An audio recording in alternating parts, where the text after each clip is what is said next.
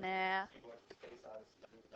Okay, so here, let R be the region in the first quadrant bounded by the graphs of these. So let's get our calculator out, put those in there. So you got y equals square root of x, and y equals x over 3. And we're going to have the visual of the cross sections down below there. And it looks like going from 0 to 9 or 0 to 10 type of a thing for your x's will be good.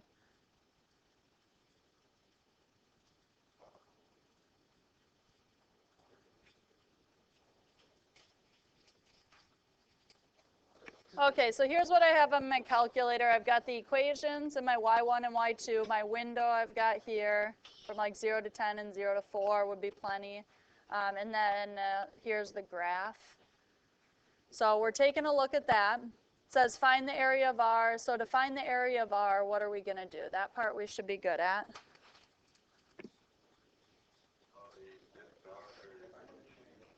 So we're going to do the integral. Which one goes on top? Square root of x is on top, and on bottom we've got x over 3, and then in the back we've got dx, and we're going from where? So how can we find that if we have our calculator? Second calc, and you can go 0 to 9. If we don't have our calculator, how do we find that? Set them equal to each other. So you do square root of x equals a third of x over here, and then you'd probably square both sides. So you got x equals, square this, we get 1/9 x squared. And then you would solve that, so I'd subtract x over and put it equal to 0. And then take an x out. So then I've got 1/9 x minus 1. And then you set each factor to 0. So this is one spot they intersect. You see that on your graph, right? And this is the other spot. You set 1/9 x minus 1 equal to 0. So then you move your 1 over there, multiply by 9, and you get x is 9. Okay, so you should be able to find those spots without your calculator. I know sometimes people struggle with that basic stuff because we're not always forced into doing it in class. So questions on the factoring or anything? Should come back to you pretty quick. Now, if you have to, can you do the antiderivative, plug in the top, subtract, plug in the bottom, right? So that part we should be okay with. Let's take a look at the next one. So I'll give you a minute to try to set up your integral, and then we'll check it here. Okay, we're trying to find the volume when R is rotated about the vertical line at x equals -1. So if you have your graph here, just drag it over. We're trying to rotate this about x equals -1. Where is that located at?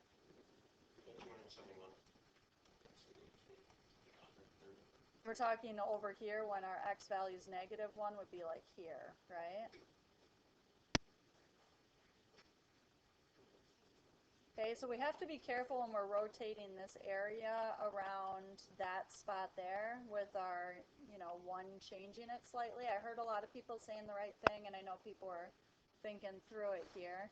Your outer radius from here to the outside function, what is that outside function called in this problem? Y equals what? X over 3? So then you'd multiply your 3 over and you get 3y equals x, and then you get x, that's x by itself, right? So this is our outside function is 3y. And why am I doing it with respect to y? Because it's a vertical line that we're rotating it around. So we should have 3y, but isn't this just a little bit bigger than that 3y? Yeah, you have to add that 1 onto it. Okay, so that's our outer radius is 1 plus the 3y. What do I have to do with that outer radius? Square it. And what am I already kind of missing? I haven't, finished the problem yet, but we should have that pi out front. Just don't forget to write it down. And then we have to subtract the inner radius squared. And then we said this was with respect to y, so let's get that on here. So what do our y's go from? 0 to 3. So all that stuff we should have on there now. Now we have to worry about the inner radius. So when we're going inner radius, from here to here is this function. So when you're going from the axis to the function, the radius part is just your function. That function was y equals square root of x. How do I solve that for x? Square it, right? So x equals y squared is what you're going to put in that spot. And then do I add or subtract 1? Add, same thing, right? We have the x equals y squared, and we're going to add 1 to it, so this would be 1 plus y squared. So questions on that at all? And then in your calculator, when you type that in your calculator, you get like about 130.061 or 130.062. Stop.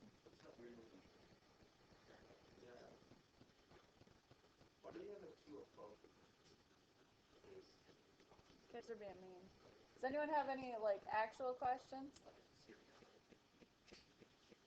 I don't even know what you're talking about. Got nothing.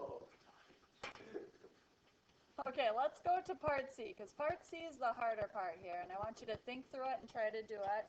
So this is the actual visual of it. It says the region R is the base of a solid. For this solid, the cross-section's perpendicular to the y-axis.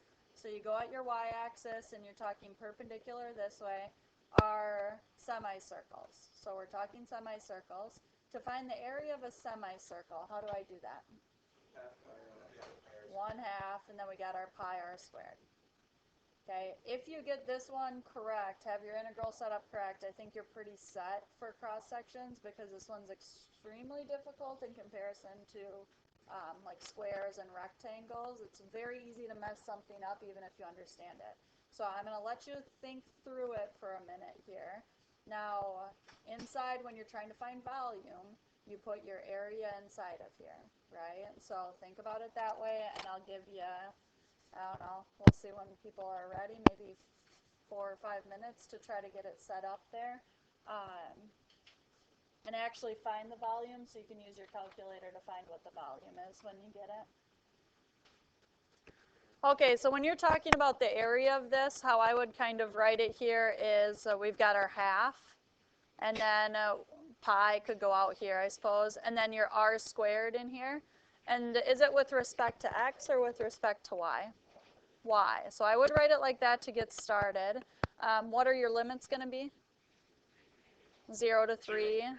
So at least maybe you can get some points. Then you're over here, I'm going to write what my r equals, and you really have to be careful with your radius. So if I go from this side all the way to this side of that semicircle, that's the diameter of that circle. So when we're talking about the diameter, we've got that x over 3, which turns into what? 3y. So we're taking that, oops, sorry, there we go. We're taking that 3y, and we're subtracting the bottom one, which turns into y squared. But that gives me the diameter. So to get radius, I have to do what with that? Divide it by 2. Okay, so that's what my radius is 3y minus y squared over 2. And then you have to be careful with it, because you need to square that whole thing. So we got the 1/2 pi from 0 to 3.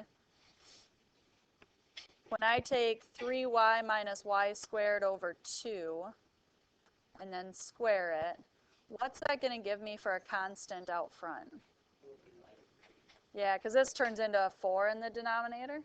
So I've got that 1/4 times a 1/2 would give me 1/8 pi, or pi over 8.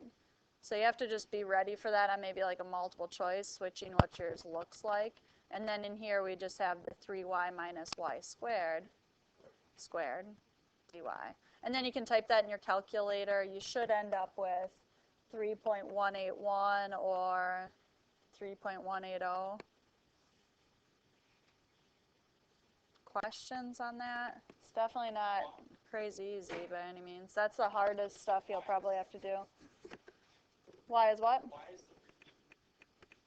the radius is 3y minus y squared over 2. Because when you go from here to here, this is your 3y, and this is your y squared. So you subtract those, but think about this circle here, or this semicircle up here. Isn't that the diameter of that semicircle? Yeah. Okay, so to get the radius, you have to divide that length by 2. So this is how we find the radius. We have to take that diameter piece we had, divide it by 2, and that's what we plug in. Okay, super easy to mess up. I would say there's one question that I've seen, and I couldn't find it when I was looking for it this morning, where it may have been harder because they were talking about an equilateral triangle. And to do an equilateral triangle inside your integral, how do you find the area of a triangle? Half base times height. But the base would be easy to find, wouldn't it? But how do you find the height of an equilateral triangle? Not the height isn't the same, the sides are the same. So you have to use almost like where you cut it down and use Pythagorean theorem, or you have to really know your 30, 60, 90 triangle. But that one would require some more work. It's still very possible, and I would say I'm not going to stress over it right now, but just really try to break it down with, okay, I've got half base times height. What is my base? Your base is probably your y1 minus y2 thing. And then to find your height, you'd want to sketch that out to actually find what the height is to plug into there, okay? I got our math shirt. You do? Yeah. Okay, I'm excited. And Just wait. Okay, I'm going to have you guys start this one here. Can you read that, okay? Well, I know, but sometimes it's better there.